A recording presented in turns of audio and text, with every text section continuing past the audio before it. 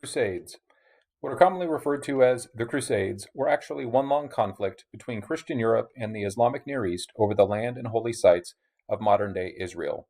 It encompassed several aggressive attempts by European nobility at the command of successive popes to reinforce the Latin kingdom or regain territory lost to Islam, which gave the illusion of multiple invasions. Battles would continue to be fought, cities would be won and lost, but the great Christian victories of the First Crusade would not be repeated. Motivations. During the 7th and 8th centuries AD, Islam swept out of the Near East, across North Africa, and into Spain, where it began to encroach on Central Europe during the 10th century. During the 10th century, European Christianity went on the offensive, and by the 11th century, the tide began to turn against Islam. Christian Europe meant not only to overthrow Muslim rule, but also to expel it from Europe and recover Jerusalem for Christianity. The desire to spread the gospel was mixed with the desire to open new markets and conquer new territories.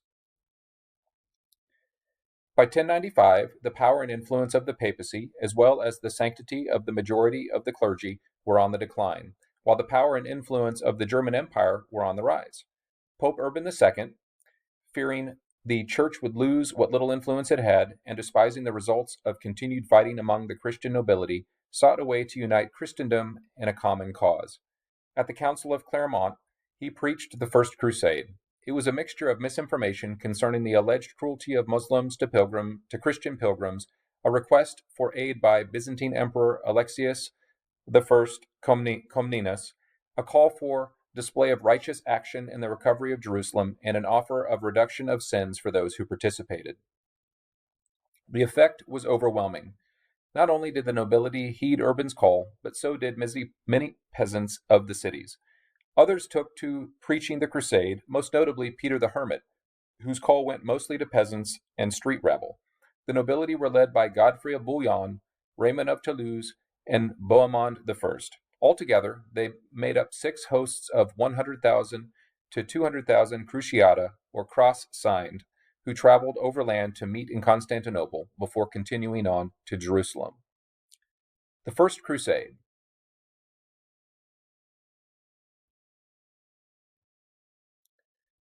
The First Crusade. The so-called Peasants' Crusade, led by Peter the Hermit, consisted primarily of peasants and petty criminals. It preceded the main group of nobility and men-at-arms, and turned into a binge of pillage, thievery, and eventual widespread murder of innocent Jews. Many of Peter's army died at the hands of the Turks, and only a few ever reached Constantinople. The main forces under command of the nobility reached Constantinople in 1096. The leaders were required to swear allegiance to Alexius, Emperor of the Byzantine Empire, in return for immediate gifts and a promise of future help, which was never forthcoming.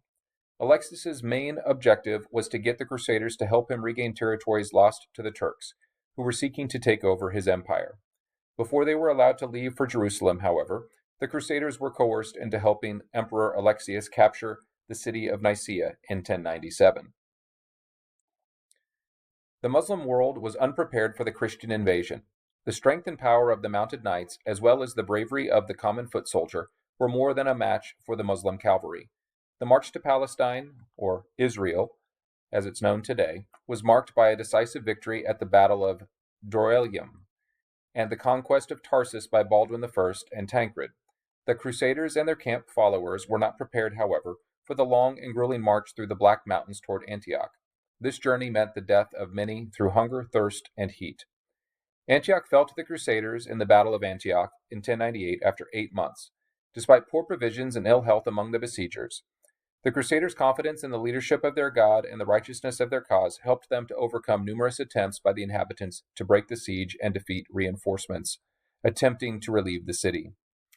Antioch finally fell after betrayal by one of its citizens. The Crusaders spent the next several months in Antioch recuperating, making local conquests, and repelling Turkish attempts to regain the city. Bohemond finally secured Antioch for himself as the others continued on to Jerusalem. Capture of Jerusalem.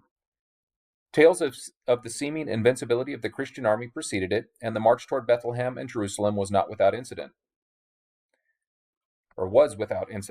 God, it seemed, was surely guiding and protecting the Crusaders, and no one dared stand in their way. They reached Jerusalem in 1099 and immediately placed it under siege. It fell to Godfrey and Raymond on July 15. For several days, any Muslims who could be found were put to death. After the 1099 siege of Jerusalem and the securing of the surrounding territory, most of the Crusaders returned home, feeling that they had done what was required of them by their God and their Pope. Only the adventurers stayed on to establish the four Crusader states. These four states, the Kingdom of Jerusalem and the states of the County of Edessa, Principality of Antioch, and eventually the County of Tripoli, were islands of Christianity in a hostile sea of Islam. The Muslim world was now much more aware of the Crusaders' presence and purpose, their strengths and weaknesses. The Muslims wasted little time in trying to regain what had been taken from them. Communications between the four Crusader states was difficult, if not impossible, and the Christians' only hope of survival lay in reinforcements from Europe.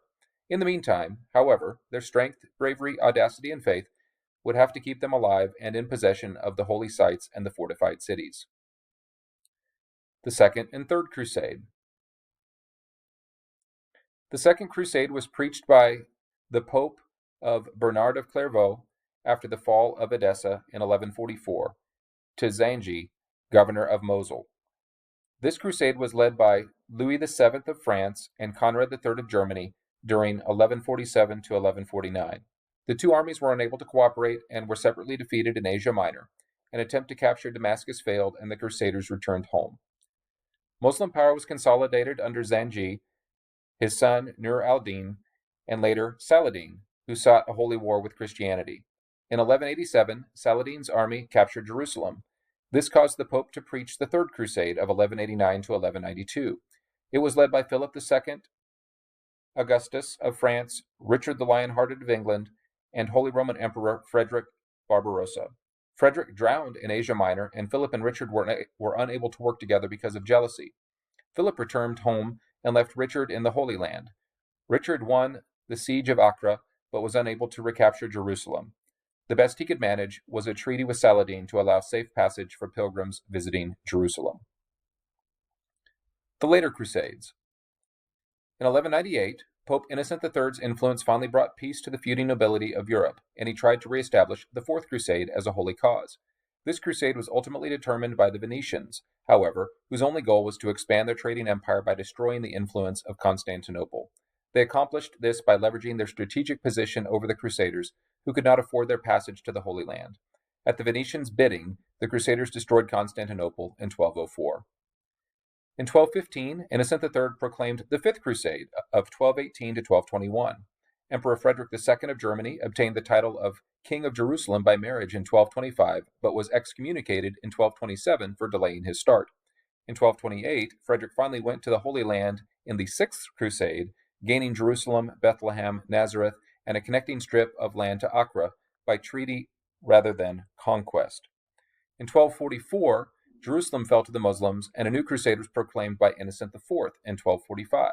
This Seventh Crusade was led by Louis IX of France during 1248 to 1254.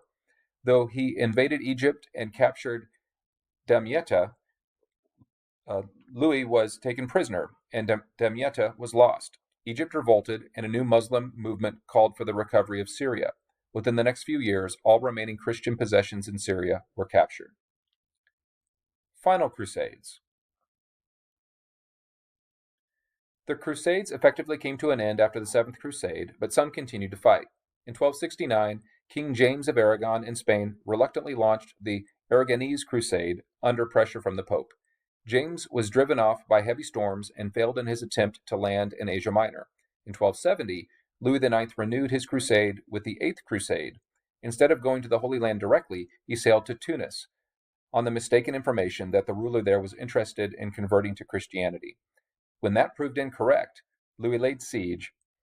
An epidemic killed a large part of the invading force, including Louis. His brother negotiated some tribute and left. Peter I of Cyprus began a crusade in 1365 that lasted until 1369. This crusade consisted of harassment of the Muslim Mediterranean coast and the 1365 capture of Alexandria. It ended with Peter's assassination. In 1396, Pope Boniface IX called for the Crusade of Nicopolis to halt Muslim expansion in the Balkans. French knights made up the bulk of the force that responded, but they were soundly defeated by the Turks at Nicopolis in Bulgaria. The last crusade was fought during 1443 and 1444.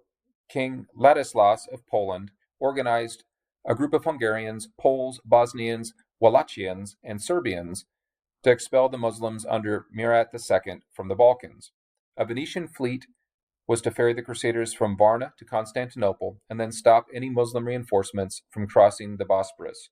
The fleet failed, and Murat's army crushed the Crusaders at the Battle of Varna. The Crusades were definitively over. Consequences. The major military goals of the Crusades, driving Muslims from the Holy Land and imposing Western culture on the captured territory, were never accomplished. On the contrary, the Crusades strengthened and united the Islamic world and weakened the Byzantine Empire until it was overcome by the Turks in the 15th century. They succeeded, however, in accomplishing Pope Urban II's original goals of returning the papacy to its previous position of power and influence and eventually ending feudal warfare. In the Near East, the influence of Europe remained for some time to come. Italian merchants were able to establish trading privileges in the major ports of Acre and Tyre.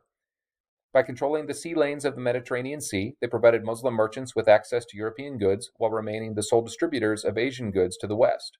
Italian traders were able to move and work freely in dedicated districts of these cities and gain some legal control over citizens and visitors within those districts.